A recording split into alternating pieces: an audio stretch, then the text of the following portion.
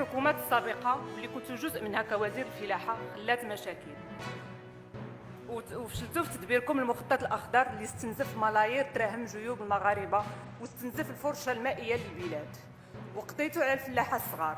اليوم وأنتم كرئيس الحكومة ملزوم عليكم تلقاو حلول وباستعجال للبطالة ولغلاء الأسعار. الدجاج السيد الوزير راه وصل 27 درهم.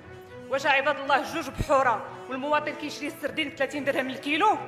رخفوا شويه على المسكين، واللي ما قادش على المسؤوليه يحط السوارد. سمح لي السيد الرئيس، اليوم غادي نزول القبعه البرلمانيه وغنلبس قبعه رئيس الحكومه، وهالاجراءات اللي غنتاخذ.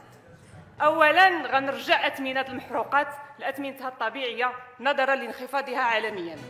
ثانيا لما يكون عندي الاكتفاء الذاتي ديال المواد الغذائيه عاد كيمكن لي نفطر حفاظا على كرامه الشعب المغربي. ثالثا غناخذ مبادرات جريئه لتمكين الفلاحه والكسابه الصغار من الاسمده من الاعلاف والزريعه باثمنه جد منخفضه، مع اعفاء تجار اسواق الجمله من الضرائب لمده معينه. كما سالتمس من امير المؤمنين حامي حمى المله والدين لينوب حفظه الله بذبح أضحية عيد الأضحى نيابة عن رعاياه الأوفياء. شكرا سيدي النائبة، انتهى التوقيت.